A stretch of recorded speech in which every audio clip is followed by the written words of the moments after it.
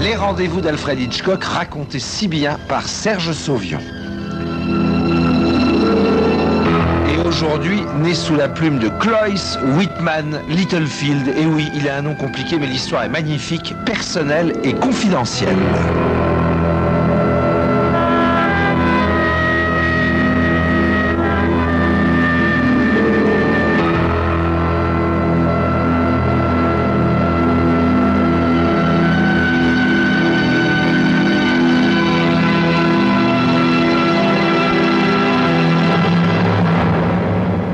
La porte du taxi claque.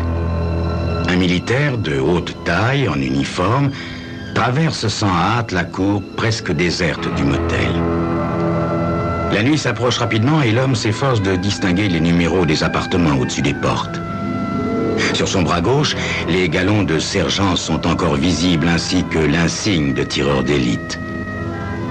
Il va tranquillement d'un bâtiment à l'autre, mais d'un pas assuré, comme s'il s'agissait d'une besogne de routine. Pourquoi a-t-il consenti à venir jusqu'ici? Pourquoi Ashbury l'a-t-il invité à boire ce pot en guise d'adieu? Bien que les hasards de la vie militaire les aient fait se rencontrer à plusieurs reprises, soit en temps de paix, soit pendant la guerre, ils n'ont jamais vraiment sympathisé. Ashbury n'est pas son type. Pourquoi donc, aujourd'hui, à la veille de leur démobilisation, alors que tous les copains célèbrent l'événement dans les bistrots de la basse ville, pourquoi a-t-il fait les frais d'un taxi pour aller à ce rendez-vous fixé par Ashbury à des kilomètres de la caserne? Ashbury a été, et est encore jusqu'au lendemain, responsable des dossiers du personnel du régiment. Pour les uns, il n'est qu'un gratte-papier fouinard. Pour d'autres, y compris le colonel, c'est un militaire consciencieux et efficace. Quoi qu'il en soit, Ashbury vient de passer 20 ans de son existence à fureter partout, à vérifier chaque chose, à poser des questions indiscrètes aux gens. Au téléphone, Ashbury a beaucoup insisté. Il tient à le voir pour discuter d'un problème qui les concerne tous les deux, un problème urgent dont on ne peut parler qu'en tête-à-tête, un verre à la main. Une question d'importance essentielle pour son propre avenir, a-t-il insisté. Après avoir raccroché le téléphone, Mulroney songe que son avenir se résume en un seul nom. Céleste.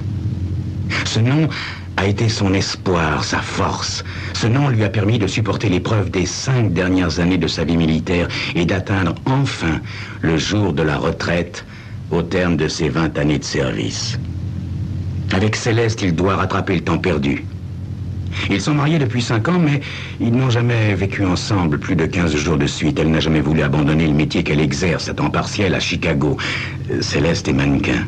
Tandis que lui, il a subi les 1000 fantaisies du haut commandement qu'il a transbahuté d'une garnison à une autre.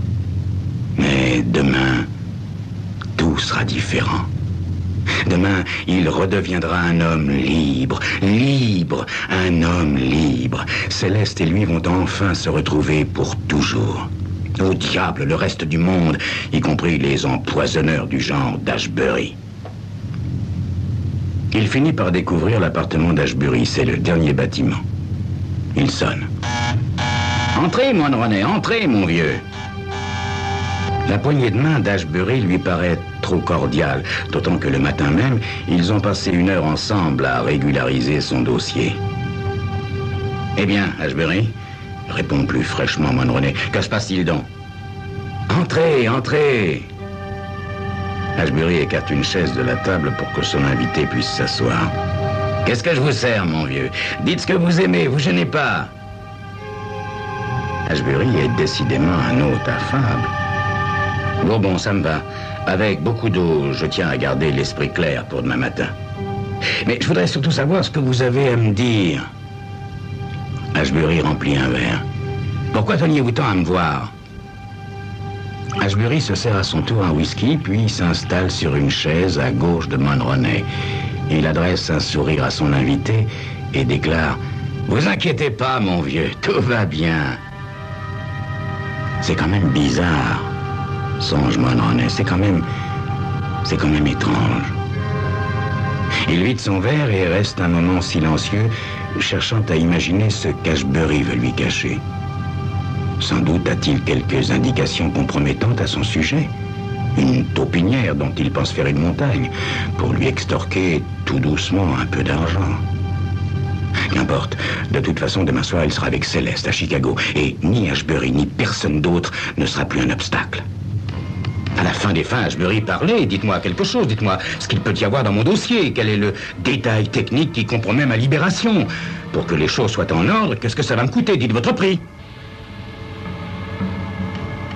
Ashbury pose la main sur le bras de Monroe de façon rassurante, puis il remplit à nouveau les verres avant de répondre. Ce n'est pas ça, Monroe, non. J'ai étudié votre dossier avec attention. Le colonel l'a examiné à son tour. Tout va bien, tout va très bien. Il n'y a aucune raison que vous ne puissiez demain partir de la caserne la tête haute en vêtements civils avec en poche un chèque qui vous mettra à l'abri du besoin jusqu'à la fin de vos jours. Tout va bien. Il lui adresse un autre grand sourire. Alors quoi, Ashbury? Pourquoi toute cette mise en scène? Je sais bien que ce n'est pas par pure amitié que vous m'avez invité. La désinvolture d'Ashbury tombe comme un masque. Il parle avec lenteur. Il y a seulement une chose, une toute petite chose qu'il faut que vous sachiez, Monroe. Une chose qui vous concerne, mais qui concerne aussi 2 autres personnes. J'ai découvert par hasard qu'il y a un autre homme qui se trouve mêlé à vos affaires personnelles. Pour être plus précis, à votre vie familiale. Et cet autre homme, vous ne l'auriez jamais soupçonné. Ashbury jette un regard sur sa montre. Il devrait arriver d'une minute à l'autre. Monroe considère avec des yeux ronds tout en balançant son verre entre 2 doigts. Mais de quoi parlez-vous, Ashbury? Vous êtes complètement fou. Et de qui parlez-vous? Je vous en prie, mon vieux, restez assis, gardez votre calme. Ashbury a retrouvé ses manières aimables et ses gestes mesurés. Il s'agit du sergent Wine.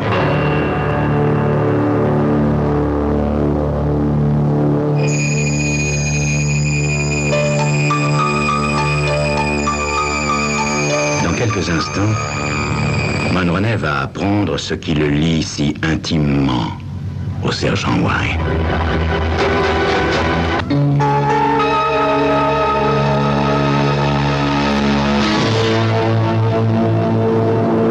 Wine? Les sourcils broussailleux de Monroe se rejoignent. Vous voulez parler de Wine, le joueur de cornet à piston? Cette poule mouillée, ce petit mec de la fanfare que n'importe quel chef fait marcher à la baguette? Mais que diable puis-je avoir de commun avec ce type? On sonne à la porte. Vous n'allez pas tarder à le savoir, dit Ashbury en se levant pour aller ouvrir. Wine est un homme de petite taille, très brun. Il a les yeux globuleux, des lèvres épaisses, une chevelure grisonnante et clairsemée. Ses yeux clignent sous l'effet de la lumière et il a l'air d'un hibou. Il semble encore plus ahuri que ne l'est Monroe. Wine bénéficie à son tour de l'accueil fastueux déjà réservé à Monroe, tant que Monroe met à profit pour décider d'adopter une attitude de vigilance. À coup sûr, ça devrait finir par un bakchiche, à coup sûr. Dès que Wine a vidé son verre, Ashbury, qui jusque-là avait maintenu la conversation en terrain neutre, frappe la table du plat de la main. Eh bien, mes amis, inutile de tourner plus longtemps autour du pot. Vous voulez savoir ce que vous êtes venu faire ici, n'est-ce pas? Ni l'un ni l'autre ne souffle mot. Ils regardent en coin Ashbury comme des chats prêts à bondir. Ashbury quitte brutalement le ton de la plaisanterie. Sa voix devient cinglante comme un fouet. Demain, messieurs, le rideau tombera sur l'acte final de notre petit drame, sur notre numéro d'écureuil en cage, un numéro qui a duré 20 ans. Pour nous 3, la pièce est finie. Demain, nous allons tenter de redevenir des civils, bien entendu. Chacun de nous va s'efforcer de réaliser ses propres rêves. Chacun suivra son propre chemin. Bien sûr, approuve Wine de sa petite voix de tête, tout en essuyant les verres de ses lunettes embuées de sueur. Son regard qui ne cille pas est fixé sur le visage de son hôte. Nous sommes tous d'accord, n'est-ce pas, Wine? Poursuit Ashbury. Je commence par vous. Quelles sont vos intentions, Wine? Allez-vous vous reposer? Envisagez-vous de travailler? Wine se cale dans sa chaise en se caressant le menton d'un air rêveur. Je vous remercie de l'intérêt que vous me portez, Ashbury. Voyez-vous, toute ma vie, j'ai souhaité diriger un orchestre. J'ai maintenant mon plan pour réaliser mon rêve. J'aurai le meilleur orchestre de Chicago et ma femme, Doris, en sera le joyau. Doris a une voix de rossignol. Si, je vous assure. Et vous, Monroney? Voyons, Ashbury, qu'est-ce que vous trafiquez? S'énerve Monroney. Ashbury réplique avec un calme olympien. Dans très peu de temps, je pense que vous allez comprendre. Je ne vous ai posé qu'une question fort courtoise. Je vous assure que vous avez tout avantage à me suivre dans cette discussion. Bon, si vous voulez, vous êtes un as, eh bien moi je vous dis que je ne fais aucun plan. J'ai seulement l'intention de rattraper le temps perdu. Céleste abandonnera son emploi. Nous allons construire notre cabane dans la montagne à proximité d'un torrent où je pourrai pêcher la truite. Ça vous va, sergent Ashbury? Ashbury lui envoie un petit sourire en coin. J'ai souhaité, et je souhaite encore, que nous nous quittions bons amis. Remarquez, j'ai bien l'impression que je ne vous reverrai jamais, ni l'un ni l'autre. Mais c'est curieux, voyez-vous, en manipulant vos dossiers, j'ai fini par prendre un intérêt réel à votre situation personnelle, à l'un comme à l'autre. Voilà pourquoi je vous ai demandé de venir ici ce soir. Mais c'est incroyable tout ce que peuvent recéler ces dossiers. Incroyable. Des annotations règlent le destin d'un homme pour sa vie entière. Ses états de service, sa situation de famille, les délégations de solde qu'il consent, etc., etc. Vous seriez surpris, mes amis, d'apprendre tout ce que je sais sur vous. Le visage de Wine est en sueur. J'espère que vous ne voulez pas indiquer par là, sergent Ashbury, qu'il y a une tache sur ma carrière, une mauvaise note qui pourrait faire ajourner ma libération. Pas du tout, réplique Ashbury. Rien de tel pour Monroney non plus, soyez tranquille. Et cependant, il demeure pour chacun de vous un problème vital. C'est une difficulté qui vous intéresse également l'un et l'autre et qu'il faut maintenant aborder. Qu'il nous faut régler ce soir. En tous les cas, avant que vous ne preniez l'avion pour Chicago, puisque j'ai compris que vous vous dirigiez tous les deux vers cette même ville. Depuis quand Doris est-elle votre femme, Wine? Depuis 6 mois. 6 mois merveilleux. Je l'ai épousée à ma dernière permission. Je l'ai entendue chanter dans un cabaret et je suis immédiatement tombé amoureux d'elle. Nous nous sommes mariés comme ça. Depuis lors, je lui écris tous les soirs. Oh, c'est un ange et la plus jolie femme que j'ai jamais rencontrée. Ses cheveux sont d'un blond cendré inimitable. Vous lui avez consenti une délégation de solde depuis votre mariage, n'est-ce pas? Oui, je lui envoie presque tout. Nous avons maintenant un joli petit magot. Ashbury allume une cigarette. Voyons, 1 minute que je me remémore vos dossiers et les bribes d'informations que vous m'avez données. Si je ne me trompe pas, votre femme s'appelle Céleste, n'est-ce pas, Monroney? Elle est mannequin à Chicago, c'est ça? Il me semble me souvenir de l'adresse à laquelle vous lui adressiez votre délégation de solde. J'imagine qu'elle est blonde, assez grande, un regard inoubliable, une superbe allure. Je ne me trompe pas? Monroney bondit sur ses pieds. Je ne répondrai plus à vos stupides questions. Ashbury tente de le faire rasseoir. Mon vieux, je ne fais tout cela que pour vous venir en aide. Je vous ai déjà dit que vous aviez tout avantage à m'écouter. Il se retourne vers Wine. Auriez-vous la gentillesse, Wine, de montrer à Monroney la photo que vous m'avez déjà présentée, celle au dos de laquelle il est écrit « Ah, Wine est chéri pour la vie ». Nous allons voir qui a la plus jolie femme.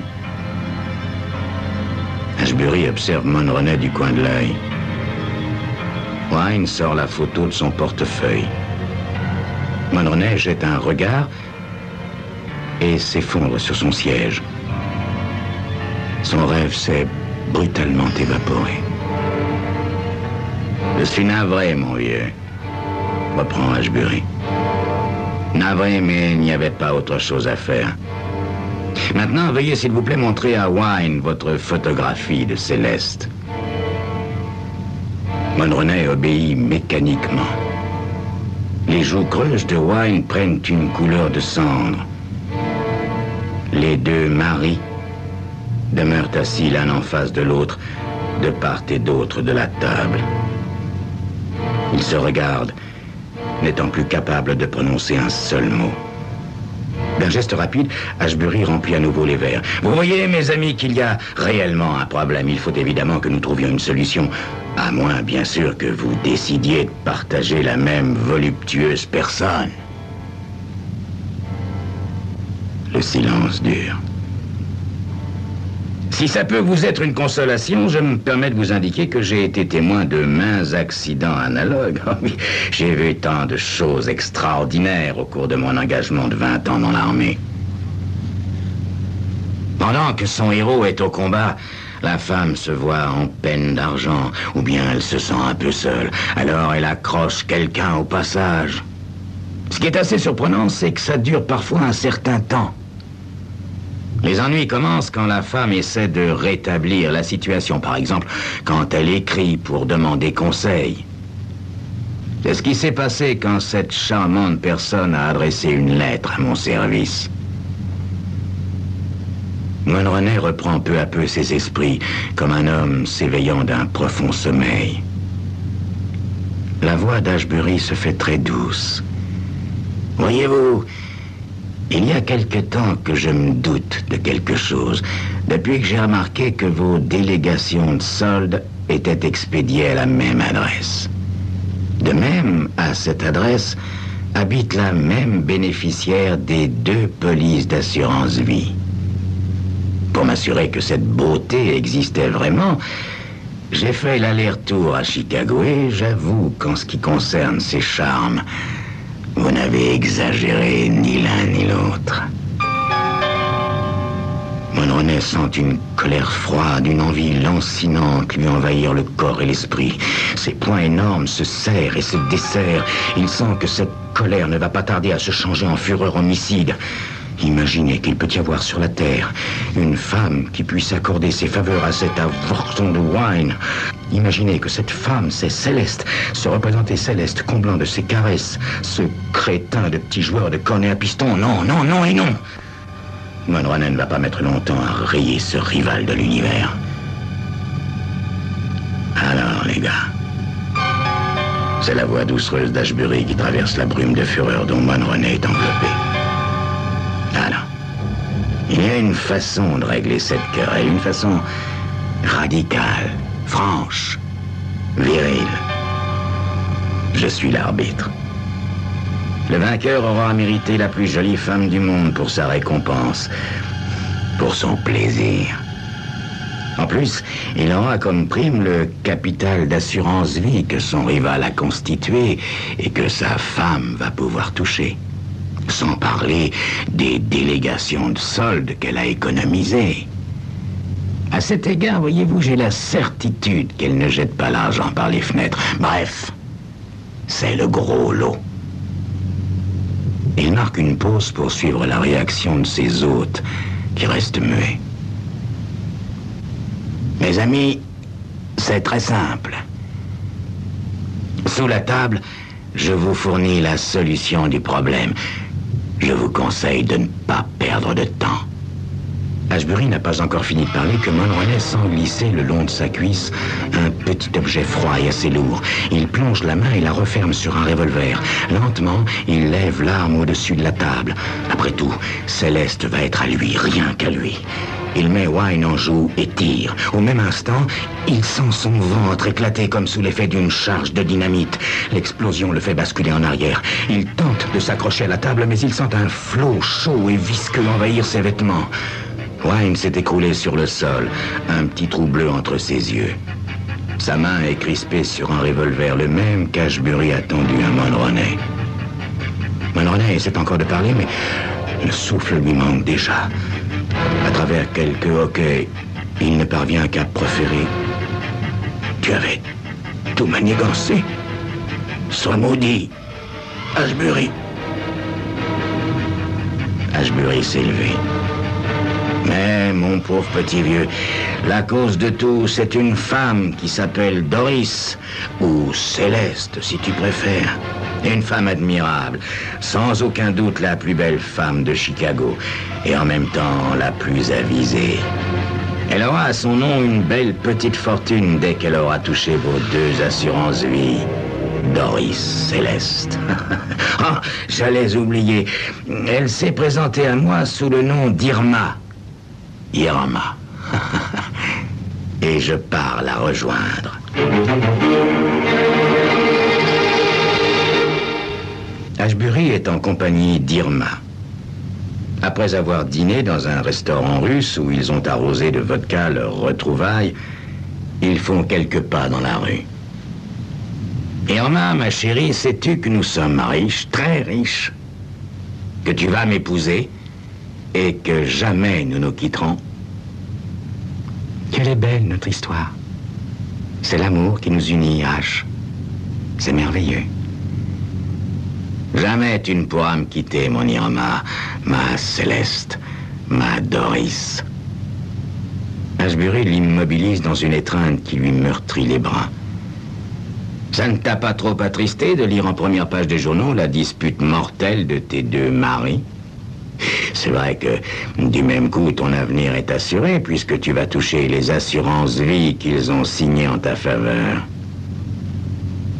Seulement, vois-tu, ma belle, maintenant tu es condamnée à n'avoir plus qu'un mari, moi. Sinon, il se pourrait qu'un journaliste réalise que les 2 veuves bénéficiaires des assurances vie de leur regretté époux ont la même adresse et le même nom.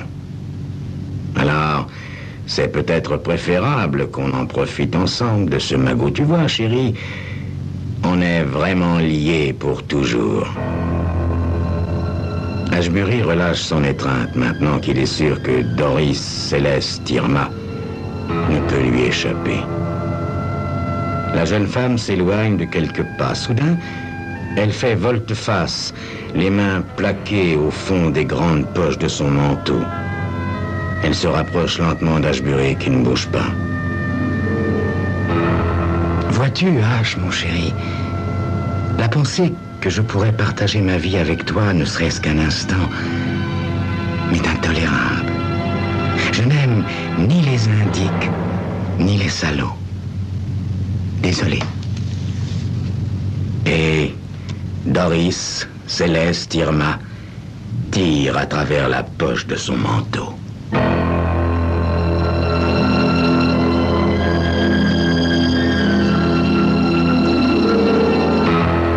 Crime Story, les rendez-vous d'Alfred Hitchcock racontés par Serge Sauvion.